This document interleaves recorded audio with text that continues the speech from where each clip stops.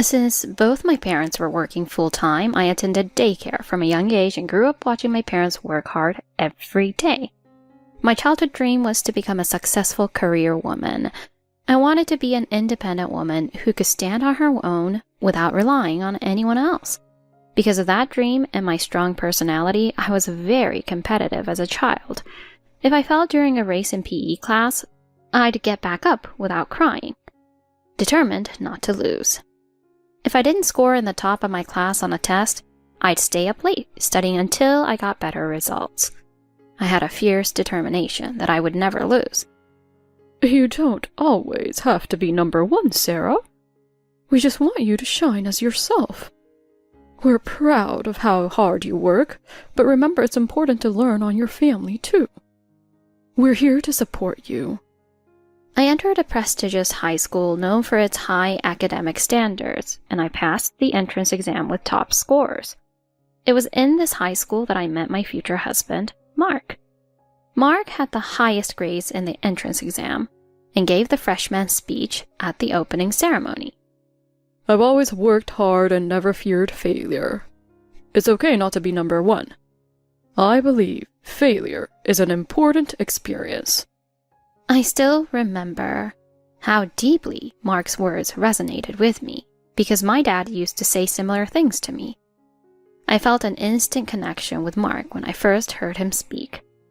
Mark and I were in the same advanced class, which was full of the top students in the school. Even in such a competitive environment, Mark was always at the top. As we grew closer, he told me stories from his childhood and school days. I've never placed second in sports or academics. My mom was pretty strict, but I'm grateful because it made me capable of handling almost anything. I met Mark's mom at the entrance ceremony. She was wearing an expensive-looking outfit and seemed like a strong woman. Given how successful Mark was, I understood why his mom might have been strict. We spent all 3 years of high school in the same class. Mark excelled in everything. He was a class leader, the anchor for our class's relay team, the conductor for our choir competition, and he always topped the class in exams. He was tall, had a good build, and while he wasn't drop-dead gorgeous, he was very handsome. I admired him deeply and had a bit of a crush, but I never acted on it. He felt too out of reach for me to even consider confessing my feelings. After high school, I still admired Mark and worked hard in my studies and job search to keep up with him. Even after facing multiple rejections, I never gave up. Eventually, I landed a job at a top company, which was my 5th choice, and took my first step toward my childhood dream of becoming a career woman. Being hired for a general position as a woman was rare at that time, and the job was intense and very busy. I traveled all over the country, running around in heels I wasn't used to, and became financially and emotionally independent. Although I occasionally exchanged emails with my parents, I tried not to rely on them much because I didn't want to worry them, especially since they were getting older. Every day was about work, work, work. It was the life I had always wanted, but seeing my friends getting married and having kids on social media sometimes made me feel unsettled. As I approached 30, I received an invitation to my high school reunion. Although I had been prioritizing work and had almost no social life, I decided to attend. On the day of the reunion, it was amazing to see how much everyone had changed, yet stayed the same. While catching up with old friends, I heard a familiar voice. Sarah, is that you? Wow, you look amazing. Mark, it's been so long. You haven't aged at all. That was how I reunited with Mark. He seemed a bit more laid back than I remembered, but that wasn't surprising after more than a decade. He was still tall, and the suit he was wearing fit him perfectly. Mark told me he was working as a top salesman at a large multinational company, which had been my dream company. I just won first place in the company's young sales division. They even held an award ceremony for me. Mark was still the same person I admired in high school, an elite. I told him how I was working hard at my company, and we had a great time catching up. We quickly grew closer after that night, and it wasn't long before we started dating. Both of us were busy with work, so we couldn't spend much time together, but I was very happy. I started to think that maybe I should focus more on my personal life and not just work. Maybe I should consider creating a home and a family, like my friends were doing. These thoughts kept crossing my mind. On our 1-year anniversary, Mark proposed and I said yes. After more than 10 years, we were finally getting married. Getting married at 30 felt like a milestone, and I was overjoyed. But I also had concerns. I was traveling all over the country for work, so I had to decide whether to request a transfer, keep my current job, or even consider a career change. Mark knew how much I loved my job, so I trusted that he would support whatever decision I made. With mixed feelings, I went to meet Mark's mom, Amy. Mark's father had passed away a few years ago, so it was just Amy, who had always seemed strict. She was even thinner and more stern-looking than I remembered. So, you're Sarah. I hear you were classmates with Mark in high school. Graduating from that school means you must be pretty smart. I'm not sure about smart, but I work hard at a large company in a position that's not usually held by women. I'm currently leading a major project. As I nervously continued to explain myself, Amy suddenly smiled and said, That's enough. I can see you're very capable. I felt relieved, thinking I had earned her approval. But I don't need a career woman. A woman's job is to take care of the home, to send her husband off with a smile, have a warm meal ready when he comes home, and raise the children properly. That's what I did, and that's what I expect from you. I was shocked because Mark had never mentioned any of this. She's right. I'll make the money, and you just need to stay home. There's no need to push yourself to work. Although being a successful, independent woman was my childhood dream, I couldn't deny that I was physically and mentally exhausted from the demands of my job. A woman's happiness is in supporting her husband. If you keep working, people might think Mark can't support his family. As I looked at Mark, he just nodded in agreement with his mom. I thought that times had changed and that people didn't see working wives as a sign of a weak husband anymore. But apparently, I was wrong. But I'm not very good at housework. I've focused on my career, so I might need some help. That's concerning. But I can teach you. After all, we'll be living together. Living together? Mark never mentioned that. Yes. This house is too big for me alone. There's plenty of space for you, Mark, and any future grandkids. Why waste money on a separate home? I was overwhelmed by her opinions and felt paralyzed. Just as I was struggling with what to do, Mark's next words made my decision. I'm not the kind of guy who needs his wife to work. I make more than enough to support us. Besides, you're so talented that if you ever want to go back to work, I'm sure you'll find something quickly. I didn't feel bad hearing that. He was right. I could go back to work anytime I wanted. So I decided to try being a stay-at-home wife, as they suggested. Although I had some doubts, I decided to resign from my job. My colleagues tried to convince me to stay, but they also told me to come back anytime if I changed my mind. With that encouragement, I left the company. I spent the next few months learning from Amy. She was strict, but after years of working in a tough, male-dominated environment, it didn't bother me much. Not long after, I found out I was pregnant. I gave birth to our daughter, Lily. Mark was overjoyed, and surprisingly, Amy doted on Lily as well. Lily is just the cutest, isn't she? Seeing her love for Lily was heartwarming, but at the same time, her demands on me increased. I'll take care of Lily. You focus on the housework. We're running low on some household items, so could you do the shopping? I dragged my postpartum body around, doing all the housework. Still, it was helpful that Amy took care of Lily while Mark was busy with work. Mark was rarely home, so I appreciated the help, even if it came with a lot of demands. But Amy only doted on Lily and Mark. She always made sure Lily had the best of everything, from food to clothes. I never knew how much money she had from her late husband, but she was always generous with Lily. She never bought anything for me, but I didn't mind. Mark was more focused on his work than ever, rising quickly through the ranks as an elite employee. He had never faced any significant failures or setbacks in his life, so he wasn't prepared for what happened next. One day, when Lily was in upper elementary school, Mark came home looking pale and exhausted, like I'd never seen before. "Mark, what's wrong?" Mark slumped into a chair and spoke in a defeated voice. It's over. I made a huge mistake at work. The client was furious. My boss berated me, and even my juniors looked at me with pity.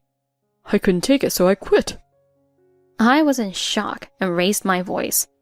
"You quit? Why would you do that over one mistake? Lily's about to start private middle school, which is going to be expensive." We had just paid for Lily's entrance exam, and now, when we needed the money the most, Mark had quit his job. Even Amy, who was usually unflappable, was shocked and looked distressed. "Can't you go back and tell them you made a mistake?" No way. I can't show my face there again. Everyone thinks I'm a failure. I'm sure no one will ever hire me again. Mark had never experienced failure before, and now he was completely unraveling. He locked himself in his room, and I was at a loss for what to do. "Sarah, you need to go out and work." "Wait, but you always said a woman's job is to stay home. We still have savings, so let's not rush into anything." "The inheritance is gone. Mark has probably used up most of your savings, too." I had been managing the household with the money Mark gave me, but he handled our finances, so I had no idea we were in such a bad situation. I was shocked, but had no time to dwell on it. "I'll find a job, but I'll need you to take care of the house." I had been out of the workforce for years, but I still had my career experience and determination. I was lucky to get rehired by my old company, and I quickly returned to being a career woman. It was overwhelming to suddenly become the breadwinner, but our lives soon stabilized. Although we couldn't live extravagantly, I was able to send Lily to private school and take care of Amy and Mark. Mark would watch me working hard with a bitter expression, but never said anything. I wanted to tell him to pick himself up and start over, but I held back and focused on supporting my family. Amy seemed a bit uncomfortable at first, but she soon returned to her old self, showing little gratitude and only worrying about Mark's well-being. I encouraged Mark to look for a new job several times, but he would just say, "You don't need me. You're a super career woman after all." Amy would then say, "He's still recovering. Let him rest." Mark started taking money from our account and wandering outside. Looking back, I realized I should have left or confronted him, but I couldn't bring myself to abandon the man who had once provided for me. I continued working hard while Mark spent his days and nights aimlessly. Lily watched her father with a mixture of sadness and disgust, and Mark seemed to sense it too. The atmosphere at home became unbearable. When Lily was in middle school, Mark finally disappeared from our lives. "You'll be fine without me. I'm going to live with a woman who needs me." He left a note saying that, and I couldn't believe it. Amy cried out, "It's your fault. You drove him away. I never want to see you or Lily again." She tried to kick us out of the house. "Wait, how will you live without me? I handle all the finances." "Don't underestimate me. I don't need you. I can take care of myself." And so Lily and I left the house. Lily was old enough to take care of herself by then, and I focused on work while she helped with household chores. We were busy, but we were happy. As for my marriage to Mark, I hadn't filed for divorce because I didn't know where he was. I knew I could get a divorce after a certain period of time had passed, but it seemed complicated, so I left it alone. 10 years flew by. I was able to send Lily to private high school and university, and I was finally able to relax. Mark had left us when Lily was just a child, but I managed to raise her on my own, and I felt a sense of peace and satisfaction. Lily was now 25 and had started her career as a successful woman, just like I had been in my younger days. I was dating a man named Tom, and we were living together in a small but cozy house. Lily knew Tom, and she would visit us from time to time, making our home feel complete. Then one day, I received a phone call from an unknown number. Since I get a lot of calls for work, I answered without thinking much of it. To my surprise, it was Mark. Sarah, I had a hard time finding your number since you changed it. Mark? What's going on? You left us and now you suddenly want to talk? My heart was racing as I struggled to process what was happening. I'm in trouble. Please, help me. We're still family, right? It's your duty to help your husband in times of need. What do you mean, help?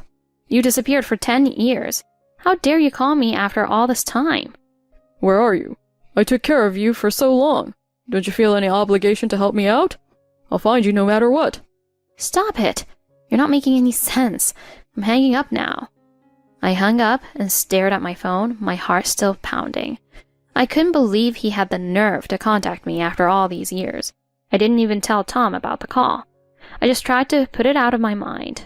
But a few days later, when I came home from work, I saw shadows near my front door. It was unusual for me to be home early, so I quietly approached, worried it might be an intruder. But when I got closer, I realized it was Mark and Amy. Finally, you're home. Do you know how long we've been waiting? I'm begging you. We've had our issues, but we're still family, right? Please, we need your help. We're family after all. Mark had aged significantly, and Amy no longer looked like the well-put-together woman I once knew. What are you talking about? Please leave. I tried to push them away, but they weren't giving up easily. After I left, I moved in with a woman named Emily. She's different from you. She really needs me. But I messed up and ran out of money. I listened, my brow furrowing as I took a step back.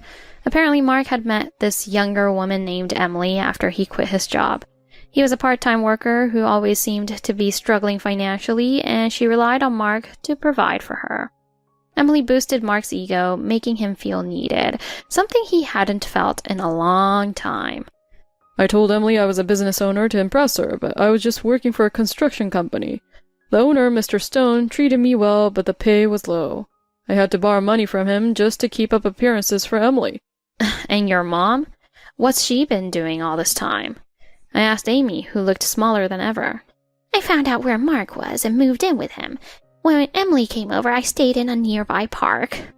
Hearing how pitiful her life had become, I couldn't even look her in the eye. Now I'm drowning in debt. I quit my job and I have no idea what to do next. We're still married, so we're family, right? Let's start over. You're making good money, aren't you? As Mark continued his selfish monologue, I let out a deep sigh. Mom, I'm home. Wait, what's going on here? I had invited Lily over for dinner that night, not expecting to see Mark again after 10 years. Lily? Oh, you've grown so much. You're starting to look like me. We're definitely family. Stop it. We're not family anymore. What are you talking about? Sarah and I are still married, so we're family. We have a duty to support each other. What do you mean? I thought you got divorced years ago. Didn't Mom tell you? As soon as Lily said that, Mark and Amy's faces turned pale. What do you mean divorced? I didn't agree to that. You disappeared for 10 years. After 7 years of no contact, you were legally declared dead. My partner is a lawyer, so he handled all the paperwork. If you'd returned a few years earlier, things might have been different. My partner, Tom, is an attorney. We met through work 3 years ago, and he helped me legally separate from Mark. Once we were legally free, Tom asked me to start a relationship with him. You can't do that without my permission. Of course I can. Tom is a professional. We're no longer married, so I have no obligation to help you. Mark bit his lip, clearly frustrated. Oh, and one more thing. You're probably going to get sued by Mr. Stone soon. Lily waved goodbye and went inside the house, clearly uninterested in staying around. Why would Mr. Stone sue me? I borrowed money, but he said I didn't have to pay it back. I smiled at Mark, who seemed genuinely confused. Oh, Mark, you really don't know anything, do you? Do you know Emily's last name? She was just a part-timer and I never learned her last name. Oh, you poor thing. You've been deceived for 10 years. Emily's last name is Stone. She's Mr. Stone's wife. No way. That's impossible. Oh, it's true. She knew you weren't a business owner. She knew you worked for her husband and took advantage of you for years. Mr. Stone didn't find out until recently. When I met with him for a new project, he mentioned his wife had been buying expensive things. He even joked about hiring a private investigator to find out where she was getting the money. The next week, he told me, looking utterly defeated, that it was worse than he'd imagined. It was you, Mark. When I finished telling Mark everything, his face turned ghostly white, and he started shaking. No, that can't be true. She told me she was married, but unhappy. She said her husband was abusive and didn't give her any money. I can't believe I was deceived for 10 years. Just then, Tom came home. Well, this looks serious. If you get sued, you might want to hire a lawyer, but don't expect me to take your case. Now please, leave. This is private property. Mark, leaning on his mother, slowly walked away, looking utterly defeated. I couldn't help but feel a small twinge of pity, but I knew this was the end. As expected, Mark was sued by Mr. Stone and faced serious consequences for his betrayal. Mr. Stone divorced Emily, and their lives were shattered because of Mark's actions. I felt terrible for Mr. Stone, whose life was ruined by my ex-husband. Tom and I had been planning to get married, but we decided to stay together without the legal paperwork. Marriage isn't the only way to be happy. I had always dreamed of being an independent woman, and even though the path wasn't easy, I finally achieved my dream. My daughter Lily had followed in my footsteps, working hard as a successful woman. I hope she never gives up on her dreams and finds someone who respects and loves her for who she is.